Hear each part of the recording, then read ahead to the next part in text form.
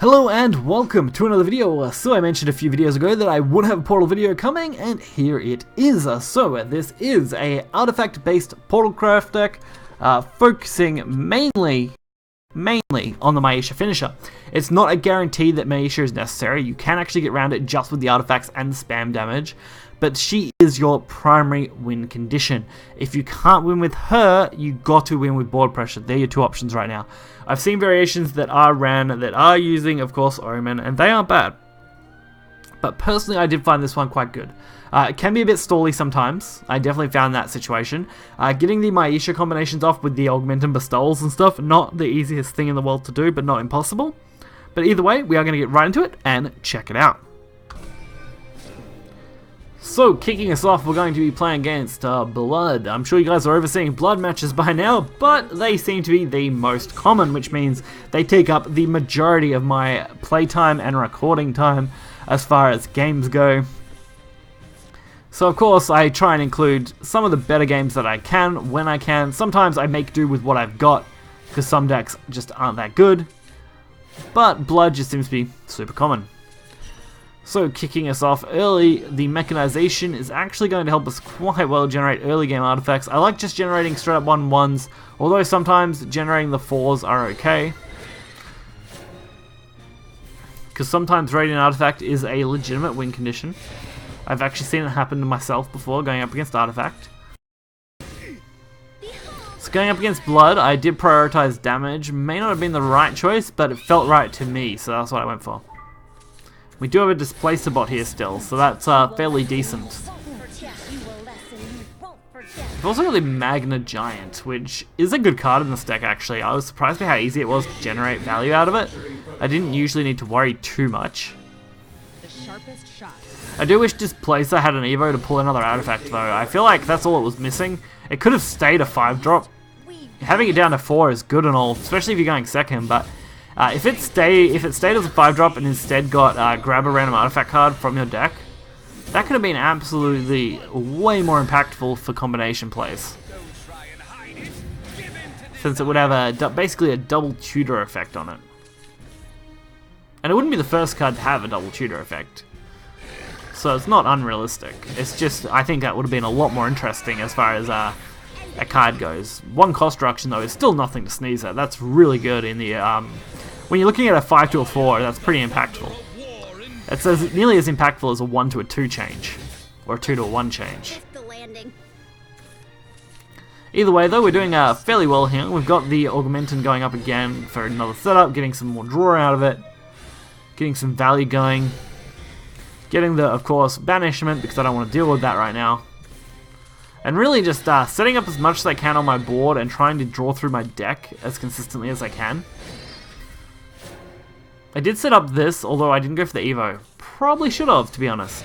I had an extra Evo point. If I played it out, I could have went for a Disciple, even spared a few more board space, and actually got some cool value out of it. On the flip side though, I could just go for the Alpha Core here, for example. But that would just be not as good, to be honest. And we finally got the Maisha, which is great. So now we actually have a really good way of going for our finisher. Not that we can use that as finisher, because of course they did use Azazel, which crippled our boards again, so that's actually out the window as our initial win condition. It's really just a supporting damage card now, where most of our damage is just going to straight up come from hitting face. So I've had to switch and pivot most of my plan based around that too, of course. Just generating as much as I can from as little as possible. It does mean for a longer, more dragged out game, but the consistency should go up pretty well, where we're just flooding over and over again. Magna time! Here we go. Oh, perfect Magna Giant. Couldn't ask for a better board. They even used Angelic Smite on it, which actually felt great. Enraged General, meh, not a problem right now. Losing a card's not so great though, and getting a Displacer bot, meh, not too worried. We are going to generate a heap more artifacts though. In particular, I am looking for the bifurcating artifacts, as I think they have some of the most value we could want right now. Although this definitely wasn't bad. We got a couple of followers out, we have something. We've got the destructive succubus baited out, now I have to deal with that. That's not something I enjoy. But it definitely doesn't make it impossible, since we did end up getting the bifurcating artifact, thank god. With double augmentin and, of course, the excel, we're going to get some decent points back on it. And even get a absolutely crazy amount of draw power that I obviously can't use all of, and I am going to burn cards from. But I have to choose what I want to do first before I can actually make any value out of anything. So again, too many cards, not enough time. All I can do is work with what I got to develop as many boards as possible. I am glad I got the Magna again though, that will stop another destructive succubus play from completely destroying us. And I'm really glad that I said that because, of course, it followed up by an immediate destructive succubus that I now have to clear out. Although we did get Puppet Shock, which, to be honest, I think that was the right choice. Since I can pretty comfortably now deal damage here. And we even got some okay pulls from most of this hand. We managed to generate another pretty okay board, taking advantage of whatever we could, and we managed to get another Magna Giant, which means we can potentially wipe again if we want. Demon Song, that's a respectable play. Respectable. That's all I got to say for that one. Let's take off the limiters. Now it's time for Artifact Shenanigans. So, first up, H by Bifurcating Artifact. And then immediately followed by a Giant, just because this time I want something on board. I don't want to lose everything. And unfortunately, Calamity Bringer, that kind of crippled me a little bit. At least it's not something I need to worry about. I've got another Magna Giant. That'll clear it up if I want. It should be over 4 damage at this point. 7, as I said, over 4 damage. And now we really just need to stick one follower to the board. Any follower will do, just one. Anything stays on the board, we win. Provided, of course, we don't get warded out, but that's fine. Or they do this and heal. Okay, now we're in a little trouble. Since the 2-1 isn't good enough on its own, unless they do that. Again, we just win now. So it was a little touch and go there in that turn, but we did come out on top, which is exactly where you want to be. Following on from the blood match, which was dragged out as it was, we're going up against PortalCraft. So Portal on Portal, that's okay. Make me a little salty because they've got both really nice Grandmaster card sleeve right there, as along with, of course, Orcus herself. So I'm a little salty about that one. But that's fine, that's fine. We'll deal with it, we'll go forward, we'll make our own life out of this. Cat Gunner, Magic Steel Lion, and Hoverboard Mercenary, all good early game. All of these are actually really nice. The Lion, probably the better of most of these, since of course it's an immediate trade value. And Mechanization actually puts me ahead a little bit as far as generating artifacts. Cat Gunner, pretty predictable. Mecha Gun, interesting. So we have our own Cat Gunner that we can play. We don't have a 1-drop play yet though. So that does mean it's just value to kill off the 2-2 and leave them with 1. Right now I'd say we're breaking pretty even with our opponent though, at least as far as overall value goes. Though they have a pretty insane go right now. This is not looking good for us. And I did end up going for the display spot, which doesn't give me much of a turn this turn, but definitely should make up for it next turn.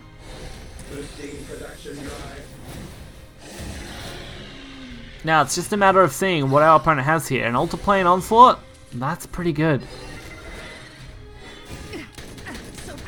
They actually couldn't have got a much better turn than that, to be honest. Hoverboard Mercenary though, getting us something to work with. This time I'm going all in on artifacts early on. Since I know we're going up against another artifact deck, we really need to be the ones putting some pressure down.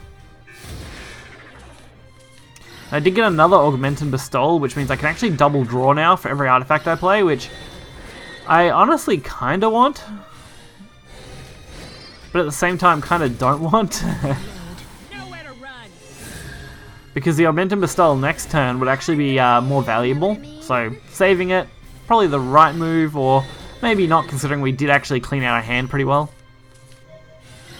It was really an up in the air decision for me on whether that was going to be the right move or not for quite a while. That's why I held off and didn't do it initially. Plus, I think we would have clogged our hand too much. Just look at all the cards we already generated from that. And our poor Acceleradium got completely smited. Fortunately for us, that's not the end of the story, as turn 6 will bring something a little more fun, hopefully.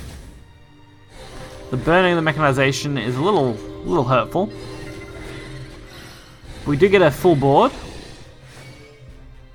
plus 3 damage to face, and this time I do pick Radiant Artifacts. I decided, hey, I need something to back me up here. Let's go with a couple of Radiants. I should be able to take advantage of them. Let's push that, just in case I can't get anything good. Ooh, Destructive Reframe. Not something I super expected, but did at least wipe that turn. My world is the right world. So Zwei plus Zwei allows me to go for a full board again, except these puppets of course will destroy themselves, which is part of my plan to make full use of Maisha in the next couple of turns. Might not have been the right choice now, but it was the right choice then, so why not? I could have held on to a couple of puppets, used them this next turn coming, but what fun would that have been, eh? What fun would that have been? Plus, we've got the Mecha Gun Wielder anyway next turn, or the Magna Giant. I wasn't honestly super concerned. Plus, they end up sacking their own resources anyway, so that's alright.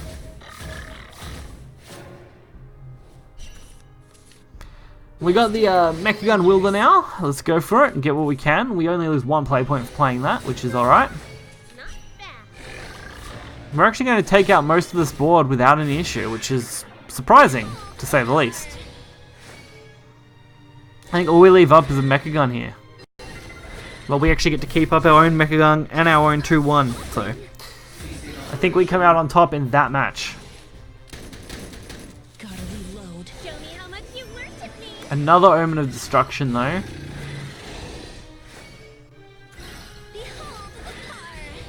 The game is definitely working against us, although we do only need 1 turn. If we can hold a single turn, we can win with the Maisha. And with that decrease, just for the extra, of course, Follow Destruction.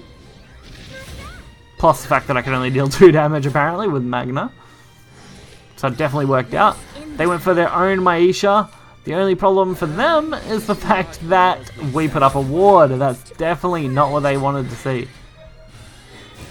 That definitely stopped them from killing us off, because they would have just absolutely destroyed us.